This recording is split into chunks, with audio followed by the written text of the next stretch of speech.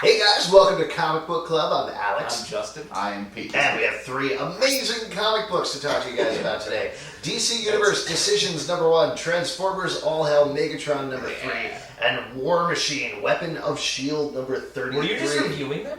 You just said they were amazing. Yeah. Pick them all up. That's our show. If you have a question, you can write us at the I tricked you guys. Let's talk about DC Universe Decisions #1. Judd Winick and Bill Willingham teaming up on the most political comic book of the year. Wow. What's going on, you guys? I very much enjoyed this. I thought it was well written. I thought it was fun. I thought it was cool.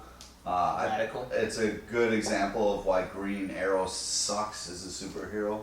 What? He can't keep his mouth shut. He can't, when you're a superhero, you gotta watch what you say all the time. He blows. No, that's a terrible thing to say. He takes a stand based on his values. Well, I'm just saying, hey, listen, be a superhero or be a politician. You can't, can't be both. I would say that I anti-enjoyed this book. Whoa. Is that a word? No. Yeah. Oh, hated. That's what I meant. Really? Yeah, I felt it was didactic. I felt it was preachy. I felt it was exactly what I feared it would be.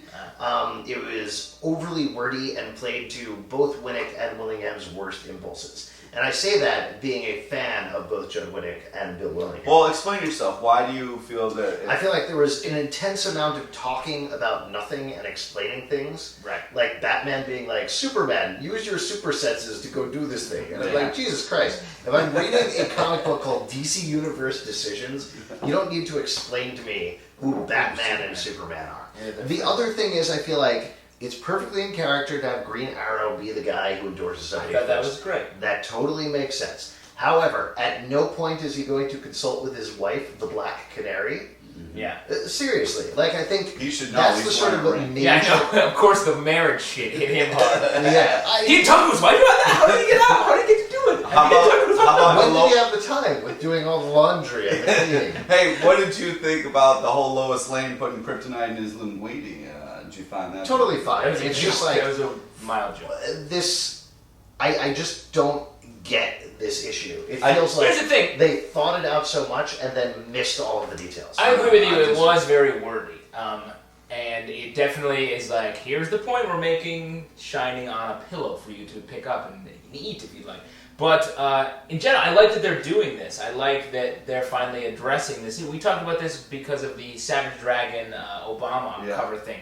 How comics don't ever get political because it would hurt their readership and all that. And this is a kind of a nice way of doing that, of being politically involved. And obviously Bill Willingham and Judd Winick are they're very political dudes, and they wanted to do this book. Yeah, I felt like I knew what I was kind of getting into with this book, and I feel like it delivered. It had some funny moments, especially with Lois Lane's Superman being like, I'm not telling you who I voted for.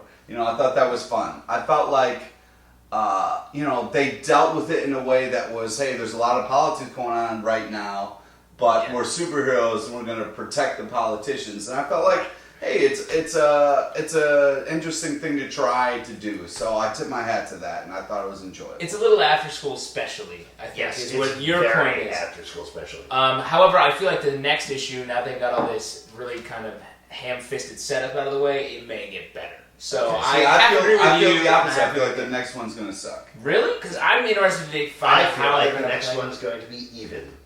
Wow. No, I don't know. I'm just trying to fall in the middle of you guys. You always try to fall in the middle of us. I don't even know that. That's weird. My decision is don't pick this up. Pick this up or watch the news. It's the same thing. All right, let's move on and talk about Transformers AllHailMegatron and the patented Pete LePage bag and board. Is that what they're calling those now? Yeah, Pete LePage bag and boards. You got to LePage your comics to keep them nice and fresh. Otherwise they'll be You're worthless. a big fan of this series. Talk about it. It's just great. I feel like Transformers as a comic kind of goes up It's and kind of more than meets the eye. Shut up. Let me talk about my review of this. I feel like this does a really good job of taking what was great about Transformers, the movie, not the newest one, the old one, and the cartoon, and really has their voices and what they would say down. And I feel like this really does a great homage to the Transformers I know and loved, and it's fun. And as of right now, it's all Decepticons, which is cool. And you're just kind of like, oh man, I can't wait for the Transformers, for the Autobots to get here. Yeah. True. I mean, it's interesting. I watch Transformers, of course. I was a huge fan of Beast Wars. You ever watch Transformers Beast Wars? No. Yeah. And reading this made me want to watch that. Because So it's good? it's interesting. I thought it was weird. It's all about humans and being trapped in New York after the Decepticons kind of wreck everything. Mm-hmm. And a bunch of them are in the subway and they're like, oh, this sucks, and then a train pulls up. They're like, a train, it's coming to save us! And then the train transforms into a Decepticon. Which I was like, if the Decepticons are killing everyone, I would be afraid of all vehicles. Two things about that train thing, right? Yeah. This is New York subway, right? Yeah. A purple old-timey train pulls up and people are like, let's get off that train. Well, they were excited when they see the light. They not didn't only know. that, but the exact same thing happens twice. Yeah, I know, it's later in the book. And they were like, wait a second, this time, we're not getting on this train. Well, let's get on the train. Yeah. And then, I did like the joke where there was a moment where the Decepticons walked by a yellow VW bug and just shot it up, and like, I hate those things. That was fun. That was very fun. it's a totally fun concept for a series. I love the covers. Yeah, the covers are great. Yeah. Russian constructivism played out for our very eyes. Love it. Oh, interesting.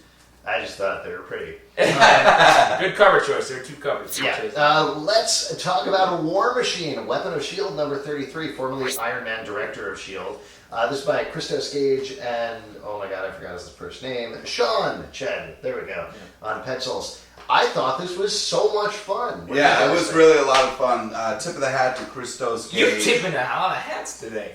This jumps right out of the, also written by Christos Gage, the Avengers The Initiative. It's a direct springboard out of the latest issue. It really is a Secret Invasion tie-in, just like the cover says. Well, yeah. But I'm saying, like, we see the same scene from in the Initiative, and then we see it's the repercussions of it. Yeah. And it's cool. I loved it all the way up until the last, 4 pages. Wow. Really? War Machine gets into Tony Stark's super secret satellite, and gets up there and he meets this girl and they have a thing, and I'm still on board, and then the Skrulls attack and the satellite turns into a giant robot. I was like, Come on! It was great. It was so much fun. Dude, all satellites should do that. I just feel How like great a last page here. You guys won't be able to see it, but look, it's a giant war machine in space by the That's Skrulls. awesome. How much fun is that? It's I don't totally, there's nothing better you can say about this book than it is fun throughout. Yeah. It's just a fun book. There's Yay, plus there's a War lot Machine. of great lines in there too. There's a lot of fun kind of lines, especially Tony Stark's like, okay, if you're listening to this, things have gone really bad. The world doesn't need Iron Man right now. It needs a war machine. I was like, yeah, let's do it. You love the action movie tagline. I am totally in agreement with Pete on this. And I will say, I love the book. I love the plot choices are so cool, and the way that it's played out. It's just like, the satellite does not need to turn into a giant war machine. And It doesn't need wait to. a second. Let's say that you designed a satellite and the world is coming to an end. Done it. And then all of a sudden all these bad guys are coming and you're just like, well, it's a good thing I just designed this satellite to have information. No, you gotta have interested form to defend the world. Justin was saying he built a satellite, but actually it transforms into a bunny that's in a relationship. You just made his Yeah, I fucking just- day. There we go. Oh, Anyway, man. pick this up. It's great. It's a lot of fun. The bunny's in a relationship with another satellite. If you have a question, you can write us at thecomicbookclub@yahoo.com or check us out at youtube.com/comicbookclub. You can upload video stuff. Subscribe. Please subscribe. Comment right here below. Please, yes, subscribe to our channel. And if you are ever in New York City, you can come visit us every Tuesday night at 8 p.m. at our live show, Comic Book Club. Come on down. See you next time. Or come over to Alex's place. He's located in Brooklyn, in the Park Slope area. Yeah, just keep wandering until you find me.